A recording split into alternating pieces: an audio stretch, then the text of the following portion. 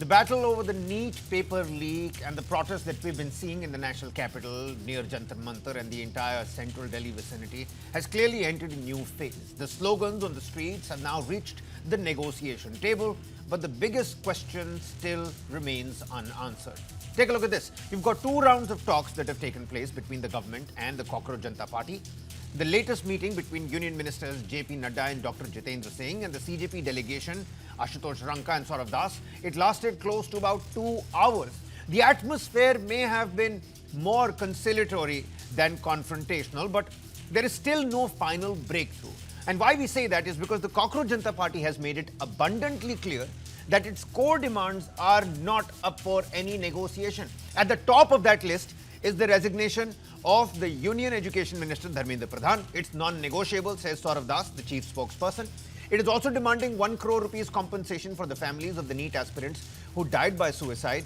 It is also asking for the withdrawal of the FIRs against the protesting students, a public apology by the Delhi police and the Rapid Action Force leadership, and structural reforms to India's examination system through a 5-point charter that has also been submitted.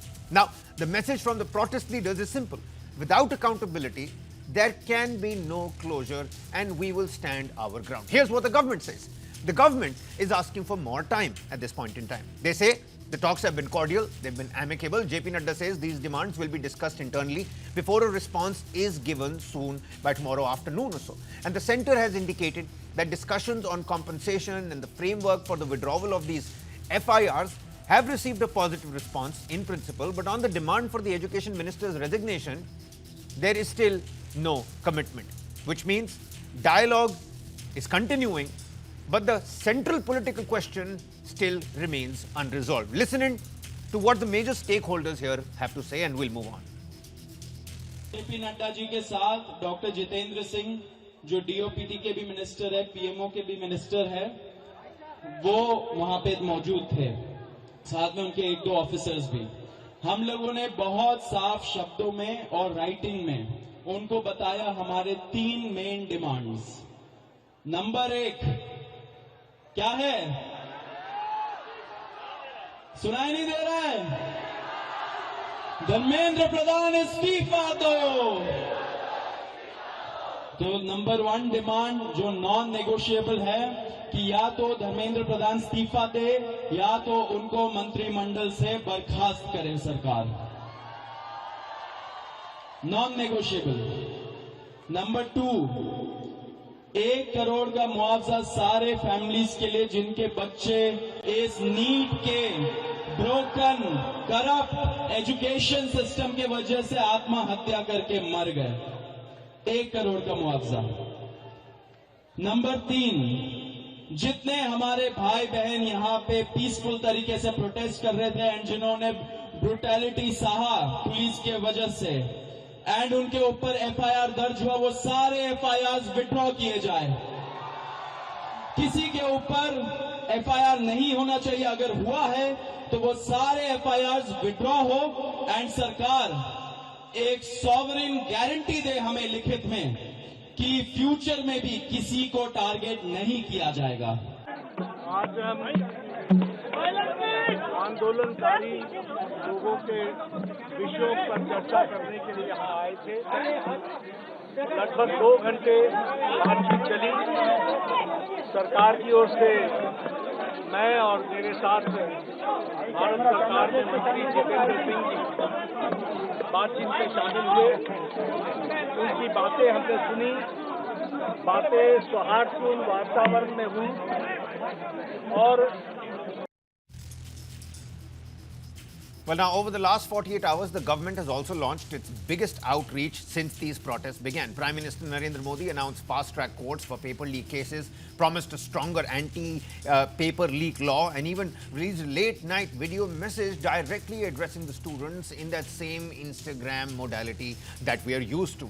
In another significant development, activist Sonam Wangchuk, he ended his 26-day hunger strike after receiving assurances from Union Ministers J.P. Nadda and Dr. Jitendra Singh. What a moment and scene that was from that Medanta hospital room. Wangchuk has appealed for peace even as the protests continue, and the CJP continues to reclaim the protest site. Interestingly, Today's cabinet meeting also reflected the government's communication strategy. The Prime Minister reportedly urged the ministers to become more active on Instagram, saying that that is where India's youth are, and explaining why his message to students was first released on that platform as well. And here's how the government is tackling the protest. Behind the scenes, different ministers have been assigned specific responsibilities. The Prime Minister leading the reform push. You've got Union Home Minister Amit Shah. He's overseeing law and order coordination. JP Nadda, we've all seen those pictures, has become the government's chief negotiator. Dr. Jitendra Singh is handling direct engagement with protest leaders. Kiran Rijiju is managing political outreach in the parliament as well, whilst Arjun Ram Meghwal is working on the proposed legal reforms. Now, it is a coordinated political, legislative and administrative response that has come so far. But dialogue or deadlock, that seems to be the big question. Where do things stand at the moment? There has been movement, there has been dialogue, there have been assurances, but there has also been a firm refusal from the CJP to dilute its principal demand. Tomorrow's meeting could determine whether this process moves forward towards a compromise or whether the protests escalate across the country once again. That's what they're saying. If the demands are not met, a nationwide protest call is also on the cards. Is dialogue enough without any accountability? Can reforms satisfy protesters if resignations don't follow? And where should the government draw the line between political responsibility and institutional reform? Let's open this up with our panel tonight. Advocate Manasvi Thapar, political analyst with us on the broadcast, and Professor Rajiv Lochan, author. Many thanks, Professor, for taking out the time. Advocate, how do you decode this? From all that we've been seeing since last night, we've been talking about three separate power structures. You've got Sonam Wangchuk, you've got the Gen Z, that's the actual power behind all of this. And then you've got the Cockroach Janta Party that is, trying to strive for any kind of legitimacy in all of this. And why not? Because they're the ones sitting right across JP Nadda and Dr. Jitendra Singh. But the demand for Dharmendra Pradhan's resignation, they're sticking and standing firm to that. Do you think that's going to be the main sticking point, whether these confrontations or conversations move forward? See, the biggest ingredient of a protest in India has been hunger strikes. Be it Bhagat Singh's hunger strike, be it Mahatma Gandhi's hunger strike, be it Anna Hazare's hunger strike. I think the biggest turning point in politics have been hunger strike, and the hunger strike is over now, and the demands are being met step by step. It is being happening. It is too late, too little, but it is a beginning point, and this is where a huge curvature in the politics of BJP is going to happen. From yesterday, it has already started with Prime Minister reaching out through Instagram, where Gen Zs are. Yeah. That vote bank, which was always there, who used to celebrate votes, but they were not like guaranteed voters of any political party, because these are Gen Zs. They like to try, they like to experiment. They are the faster generations than all of us. Yep. So I think the reaching point is there, though late, because there's a huge generational gap between the ministers and the Gen Zs, and they have to match it up. And now I feel that matching up is happening. The communication department of BJP is now intact. They're trying to reach out to Gen Zs directly. Yeah. See, the communication, you have to understand, this is less of politics, more of communication. Now the communication is happening between the Gen Zs and the Prime Ministers and the ministers directly. Before that, there was Sonam Wangchuk who was there in between. There was Dipke who was in between. There was CJP who was in between. But Gen Zs are having a direct communication. This direct communication is Prime Minister making a communication. People are commenting on it. There now the division of ideas are also coming in. See, the major demands are happening. It is the only demand which is not being met as of now is the demand of Dharmendra Pradhan resigning or not resigning. Apart from that, I think all the other demands are being met. So this is where the division of ideas are also going to converge. Needless to speak of. You're absolutely right, Professor. By making the Education Minister's resignation non-negotiable, because those were, the sound bites that came from Jantar Mantar. That was the reaction from Saurav Das and Ashutosh Ranka, who met the union ministers. Has the Cockroach Janta Party strengthened its bargaining position or made a negotiated settlement more difficult here? Deadlock versus dialogue. Your opinion here, Professor. See, the Cockroach Janta Party was never interested in any dialogue. They kept on saying that they wanted to talk, but they did not. The talk was not about listening to the other party. The talk was about them speaking out whatever they wanted. They have had their chance to speak out. They have laid out their three big demands. Of those three demands, two have been accepted. One is in the hands of the Prime Minister. It is for the Prime Minister to decide who will be the Education Minister. The Cockroach Janta Party has no role to play in that. For me to say that the Prime Minister should dilute his position merely because a few hundred people in at Jantar Mantar are demanding it, that would be very, very unfair. Because as I've said earlier also, there are thousands and thousands of young people who don't stand with the Cockroach Janta Party or the demands that they're making or the manner I in which agree. I absolutely agree with you, talking Professor. about the problems that happen. Also, please notice that this particular agitation, people autonomously came forward in Patna, in Bombay, in Delhi, in Chandigarh, and these students who had moved enough. This is the kind of thing which had happened at the time of the Mandal agitation also. This was the same territory in which the Mandal agitation took place, and the Mandal agitation attracted people with grave consequences for a large number of them. The thing over here to remember is that these young people are getting so upset with whatever is happening in the mismanagement of these exams. And what are the kind of jobs that they're looking for? They're looking for jobs which are white-collar jobs which don't earn much. And an assistant professor, for example, in Punjab, is barely paid, a permanent position assistant professor is barely paid 15,450 rupees till recently. And no allowances, no nothing.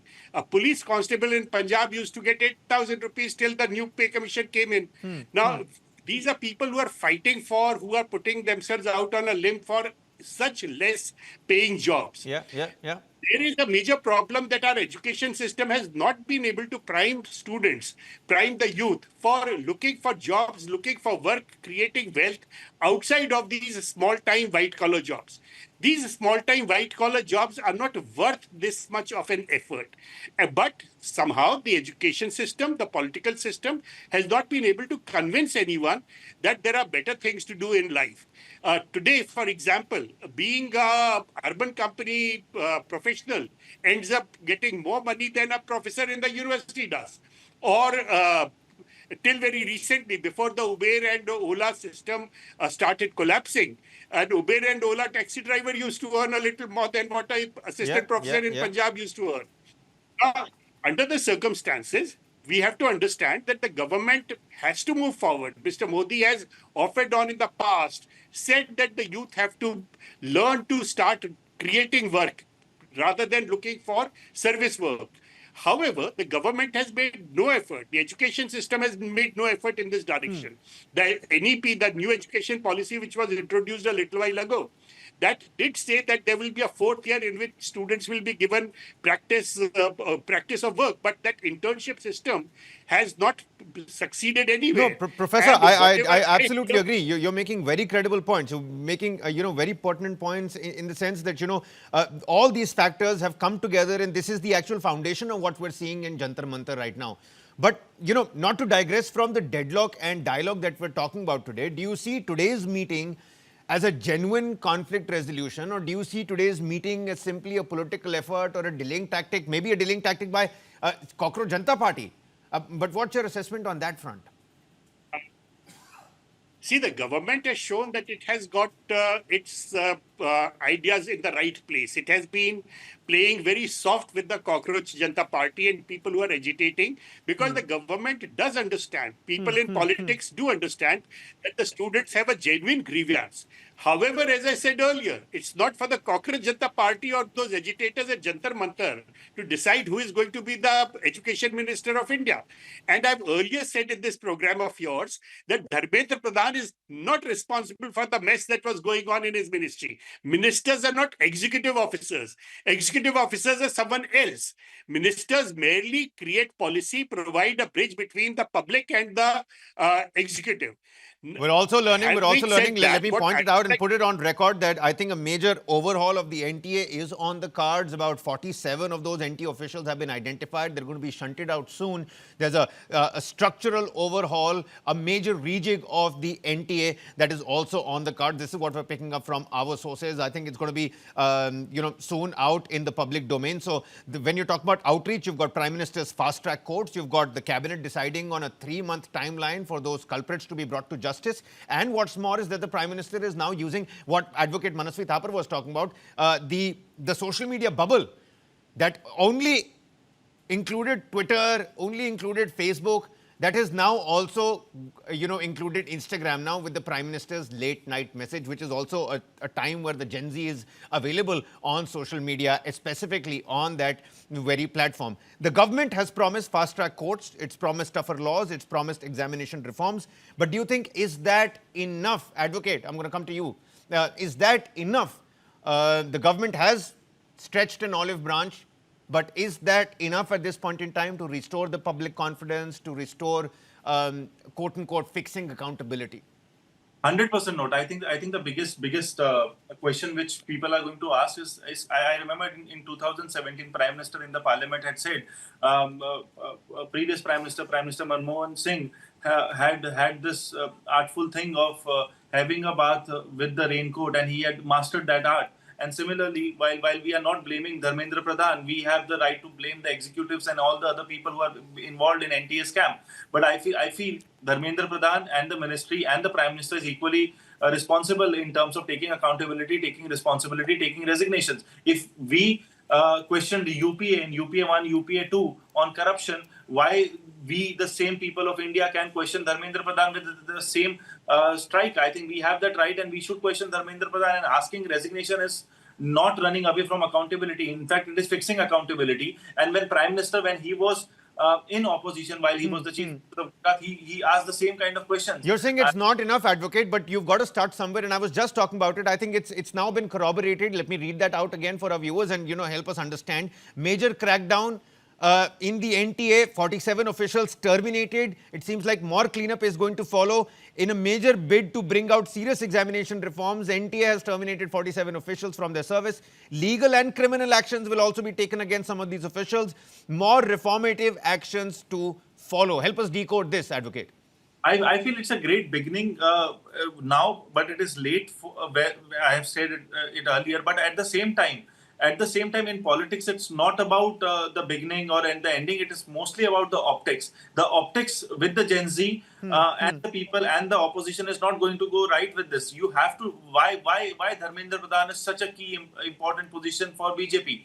But that is the only thing which I understand is they don't want his resignation because of the pressure politics which is happening. Otherwise, they would have been okay with the resignation. In the past, we have seen so many people resign and so many people coming up in BJP, newer faces. And also, before this particular protest, 15 days back, there was a grapevine movement which was happening that there is a change in ministry which is going to happen. So many ministers are going to be shunted. So many new portfolios are going to be added with ministers. New faces are going to be accommodated. And during that particular time, we had seen so many parties merging with NDA, so many MPs joining NDAs while they have been constant in opposition. While that law, which was supposed to be delimitation law, which was supposed to be passed, has suddenly been at the backstage because of this particular protest. So there's so many things which BJP was trying to build up, but suddenly that came to a halt because of particular protest. So having said that, the point here is optics are very important for BJP. It is not just a token resignation. It's about the optics and intent of the BJP.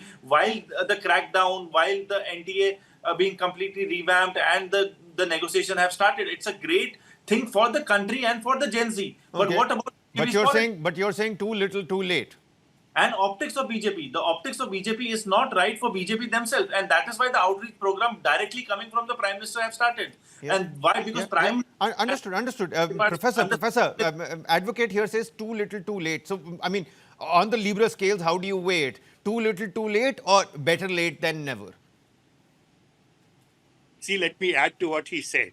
Mr. Modi, when he came to the office for the first time, had very clearly said that he would be going against corruption. However, over the years, we have seen corruption only increase. At the lower level, the lower staff, does not seem to be scared of being caught at all. So while on the one side, there are a handful of people who get arrested, about them we come to know from the newspapers, there is very little information about anyone actually being punished. So this merely encourages, because in Chandigarh, for example, just recently from two governments, Haryana and Chandigarh, so a handful of people managed to con off about 1,000 crore rupees without anyone being able to check it. So this leaves, as Manaswi Thapar said, this leaves very bad optics. Those bad optics are the ones which are pushing everyone to be very sympathetic to the demands of the CJP. And those are the kind of optics which the Pradhan Mantri will have to deal with. The Pradhan Mantri also needs to ensure that governance improves and visibly improves. It can't be that merely announcements are made and nothing really happens on the ground. However, one of the areas in which the government is very, very good, the Delhi police particularly, is in clearing areas of protesters. So if the dialogue does not happen, or if the dialogue does not result in the CJP protest being taken off in the next few days, I am sure that the Delhi police will step in, and the Delhi police action will result in some harm to a handful of people. And as I said earlier, this will mean that in the end we will say that we decry police brutality, draconian action should not happen, etc. But the harm that would be caused to the individuals would be real-time harm. And I'm slightly worried about that. That should not happen, because these are not issues which require anyone to sacrifice their lives or to be so burdened from it. Before I wrap up this segment, my question to the both of you, and I'll start with the professor. Professor Lochan, when JP Nadda says we need time to discuss, what do you think is going to happen behind those closed doors, those backroom channels? What must be happening when the Cockroach Janta Party says 1 crore rupees is fine, FIRs is fine, Dharmendra Pradhan's resignation is non-negotiable, and JP Nadda and Jitendra Singh say we need some time, we'll get back to you. What must be happening in those back channel talks? CJP leaders are youth. Mr. Wangchuk was a 60-year-old gentleman. Mr. Wangchuk understood that if you allow such protests to continue, that can result in great violence and great harm. Much like I, as an old man, keep on saying, please avoid violence and please avoid harm. Mr. Wangchuk also said effectively the same thing and withdrew his hunger strike. As far as the CJP leaders are concerned, if they do not understand that the way they are going on and they are being persistent about their demands, saying that these are non-negotiable things, then chances are there will be strong state action against them. And that strong state action, the cost will be paid not by these 2 or 3 people who are sitting on the stage. The cost will be paid by the young boys and girls who are in the crowd. And many of those young boys and girls are genuinely concerned about the problems that they face, the problems that the country is facing, and it will be a rather sad kind of a thing to happen. Fair enough. Understood. Advocate, what do you say? The cost is going to be paid by all those that are there protesting. And I do agree that, the entire Gen Z power, the raw power behind this movement, it's gone beyond the realm of just a Cockroach Janta Party that can rein this, in. But when the Cockroach Janta Party says that more nationwide strikes are also on the cards, how do you think this is going to play out? Giving you the final word here. No, I don't feel that is going to happen, because I think government has understood the power of Gen Z, and they understand the mistake which has been conducted, and they are acting on it. One Gen Z understands action. Other Gen Z is understanding that there is some kind of negotiation happening, and they cannot be on the streets just without a cause. And also the biggest anchor of this particular protest was Sonam Wangchuk. After his hunger strike being ended, I don't feel that this momentum will carry on. Otherwise, this will just be a political momentum backed by a few people, a few political parties, not a key political movement or a protest anymore, because the cause of it has been addressed.